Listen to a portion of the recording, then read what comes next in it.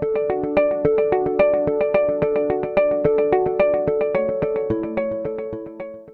hello everyone, and welcome to the COVID-19 and Hematologic Malignancies Expert Insight webcast. It's hard to believe, but we've come to our final and 7th episode in our series as we've been looking at how this unfortunate pandemic has affected the way we care for patients with hematologic malignancies. My name is Dr. Joseph Mikhael. I'm a hematologist by training, and I'm a professor at the Translational Genomics Research Institute and the Chief Medical Officer of the International Myeloma Foundation. It has absolutely been my pleasure to host this series as we've discussed with hematologists, infectious disease specialists, emergency room physicians, and even patients, how this terrible pandemic has affected us and affected the way we care for our patients. I'm particularly grateful that today in our final episode, we are going to bring back, by popular demand, Dr. Michael Satlin, who is an infectious disease specialist at Cornell in New York City. As you know, we have been talking to experts in New York, in San Francisco, in Seattle, and in Chicago, as we've tried to understand how this virus has affected us in those hotspots.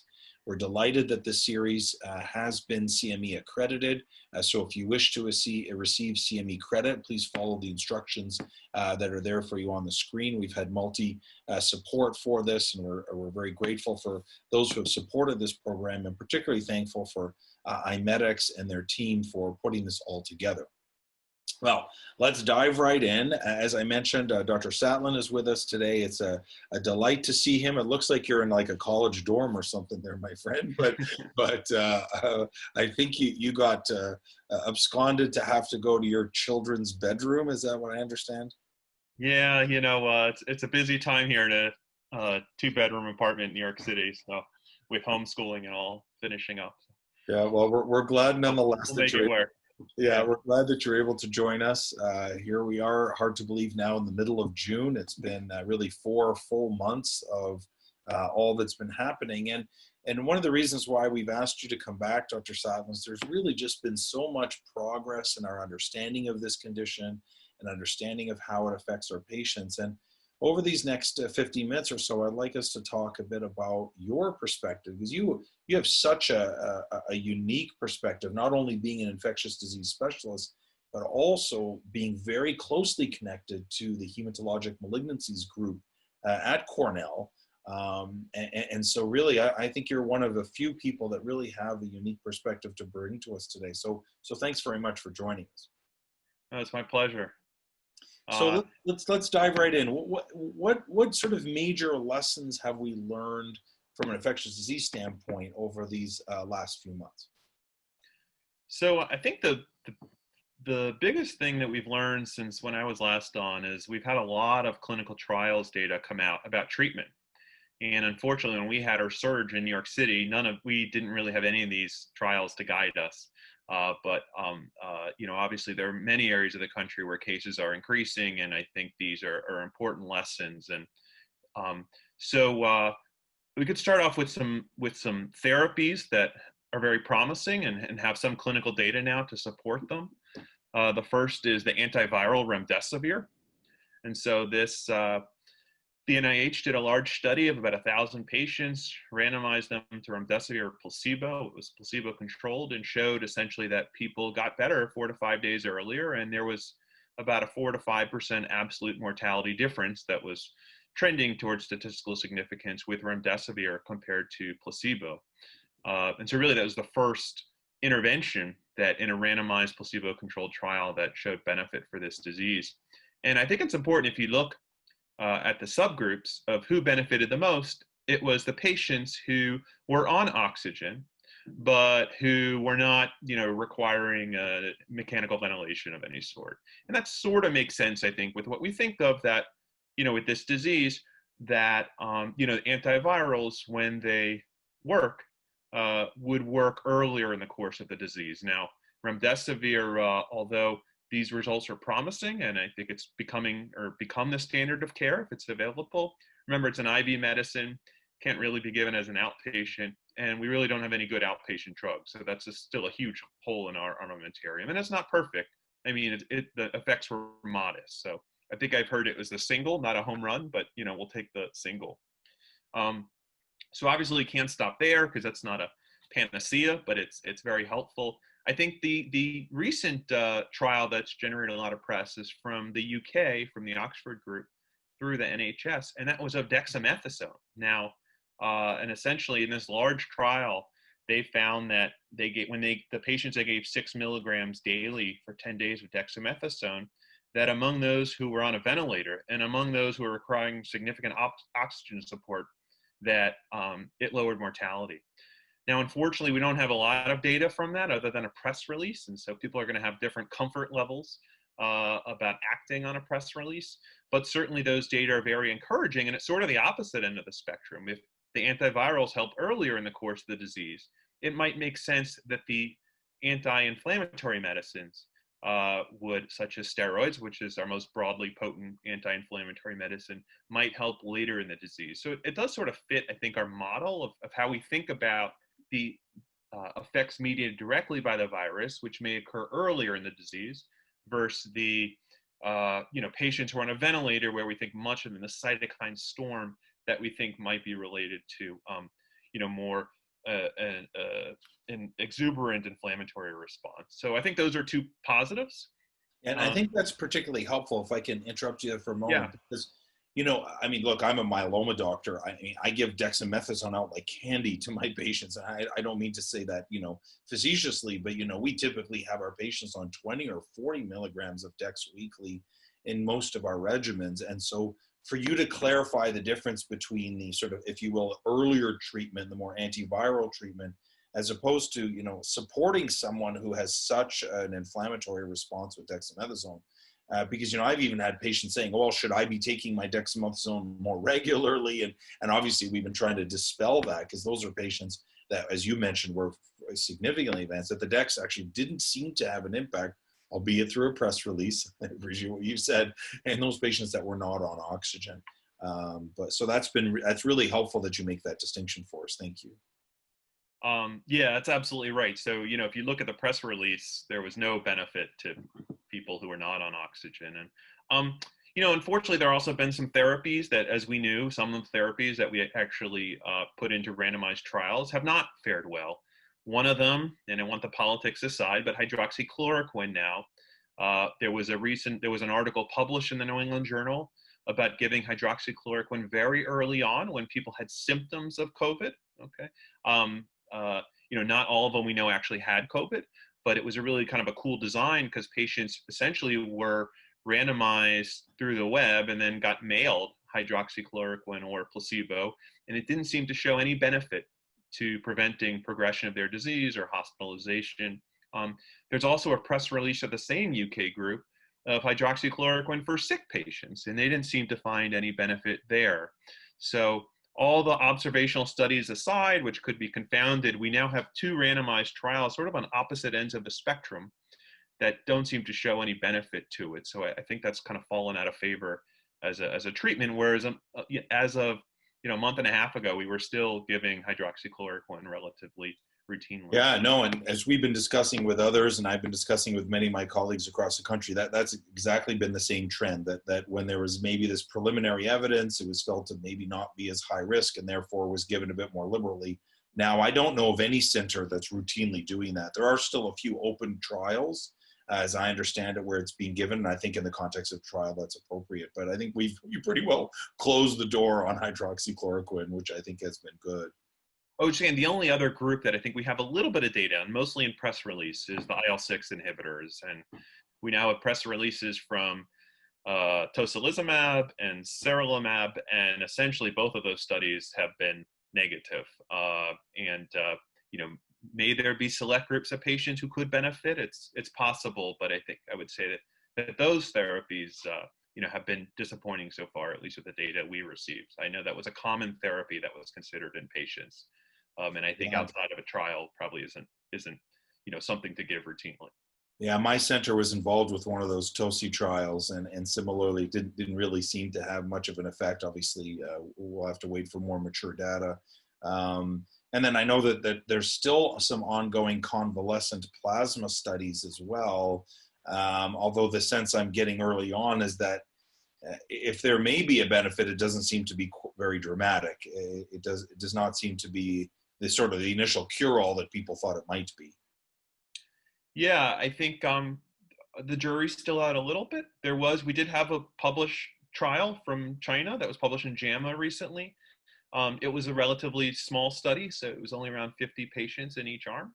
And it was hard to interpret because although it didn't meet, endpoints that, to which it was underpowered for, because as the epidemic waned in China, it became hard to complete those studies. There were some encouraging trends that, require evaluation, some of these larger studies that are taking place. It does seem like it's safe. There are a lot of uncontrolled studies that have been published showing essentially that adverse reactions seem very, very uncommon. So I guess we will see as more and more data come out how effective convalescent plasma and also moreover, when to give these therapies is so important, as we're seeing with the remdesivir and the steroids. It may be that there's a certain time window where the convalescent plasma would be most helpful.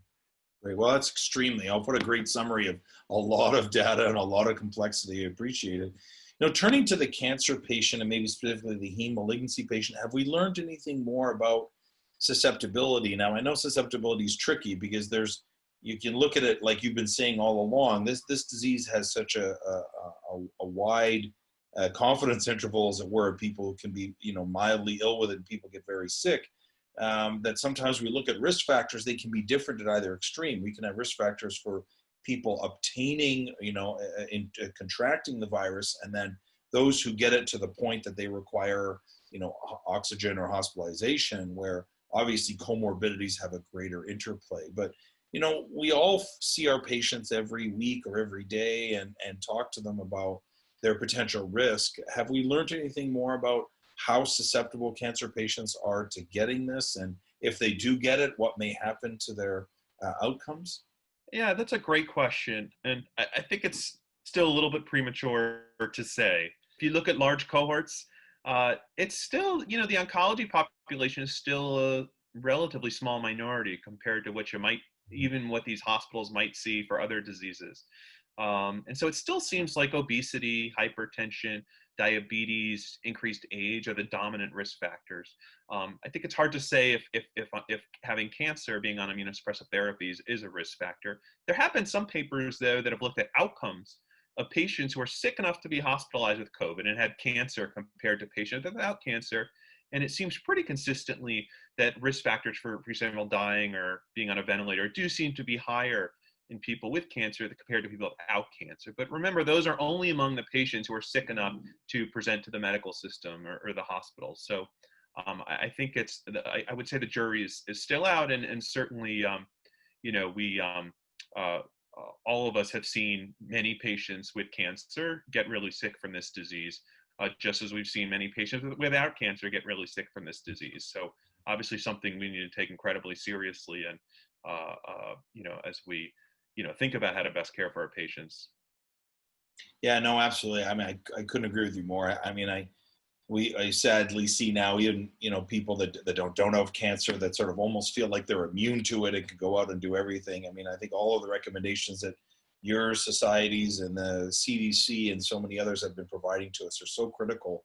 And then that's what I share with my patients. It's still critical for them to, even though many of them have been well trained in hand washing and so on because of the treatments they've had before, that is important, and physical distancing and wearing a mask at appropriate times and so on. I think that really has to hold true for our cancer patients.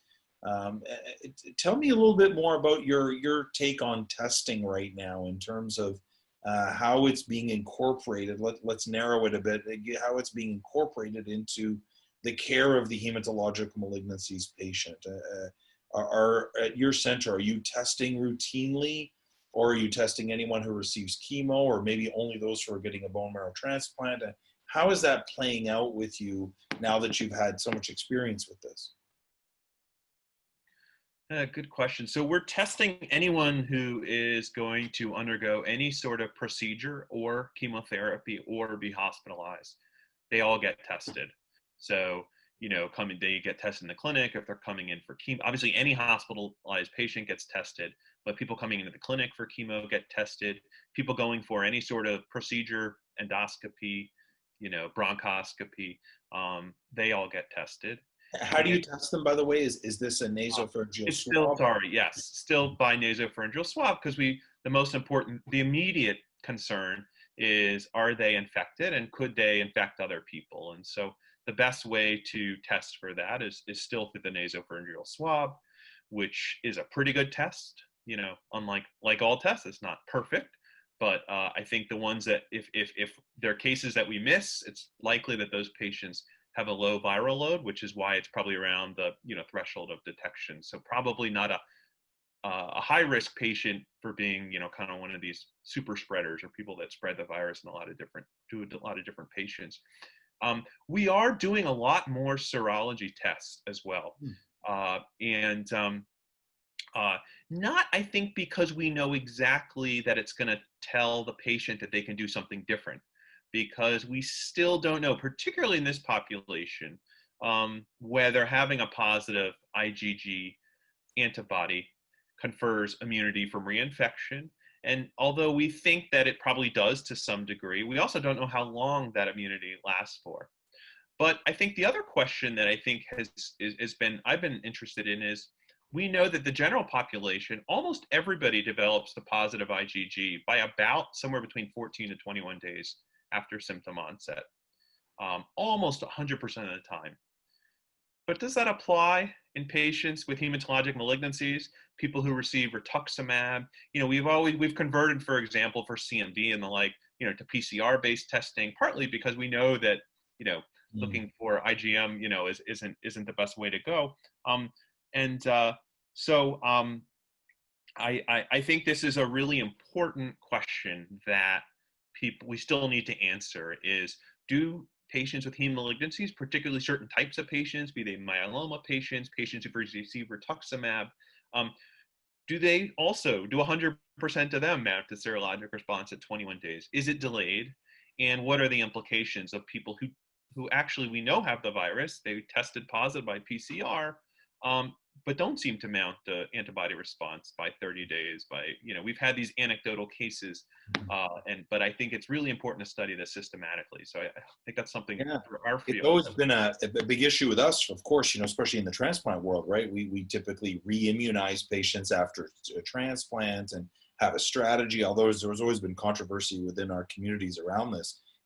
We've always felt, well, maybe you haven't lost your entire ability to mount a response, but we'll sort of top you up, as it were. So even in viruses that we've known and diseases we've known for years, it's still challenging to understand that interplay.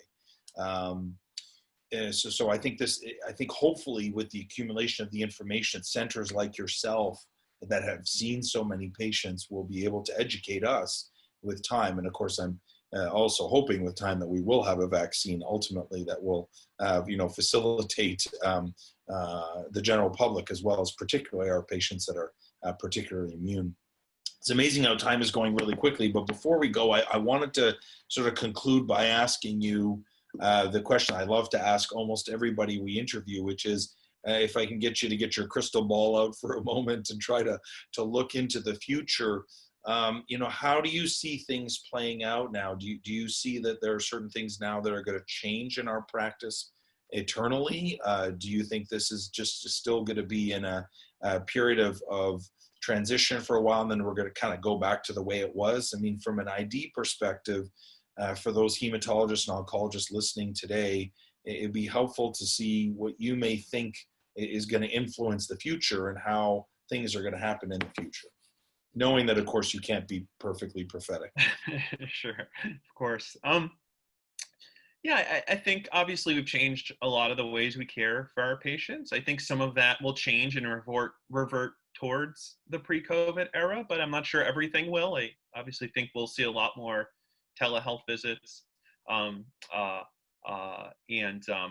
I think that I think we will be much more mindful about having patients come to crowded waiting rooms, regardless of whether there's COVID or not COVID. Or I think this will help us during influenza seasons, for example.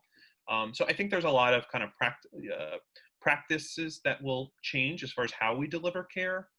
I think as far as how we treat this disease, I think future trials, and they are already underway, will be evaluating combinations of therapies. So antivirals plus immunomodulatory therapy. The NIH already has a follow-up study on to do that.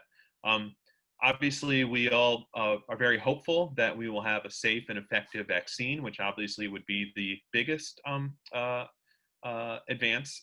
And I'm encouraged that that will happen based on animal data, based on the vast numbers of people who are trying to develop this vaccine with different modalities, by the way, which is really important, because if we all like went the same mRNA route that the NIH and Moderna are going, then if that failed, that wouldn't be good. But we have a lot of different. So I am very hopeful about that. Of course, I do think it will be very important. And of course, if the rest of the population or a large proportion are vaccinated and that's effective, of course, that will protect our oncology patients. But I think it'll also be really important to make sure that the vaccine is both safe and effective in patients with hematologic malignancies. And so I think that will be something that maybe we don't know immediately, when, obviously, as soon as there is a safe and effective vaccine that is available, it's going to be given, hopefully, to many patients. And I think we may have to deal with some uncertainty there about whether we're going to vaccinate our heme malignancies patients, perhaps without any, or with a limited amount of clinical data. So those are kind of that's helpful. some Actually, of all the discussions we've had, I haven't thought about that explicit point. I guess we sort of blanketed in our mind that, vaccines are going to be given to all. But, even now with some of our vaccines, we have different practices with our heme malignancies patients. I mean, obviously, this wouldn't be a live vaccine. Obviously, that's a separate discussion. But we do worry sometimes that maybe we don't have the same kind of efficacy in our group, and hopefully it will be in that realm. Well, I really have to thank you, Michael. It's been a privilege getting to know you throughout this series and to know the work that you do. Your colleagues there speak so highly of you. You bring an expertise that we really value in our world. I think if anything we've learned is we're probably going to have closer connections between ID and hematology. Not that we haven't had it already, but it may even be tighter. I think ID is probably connected to everybody now.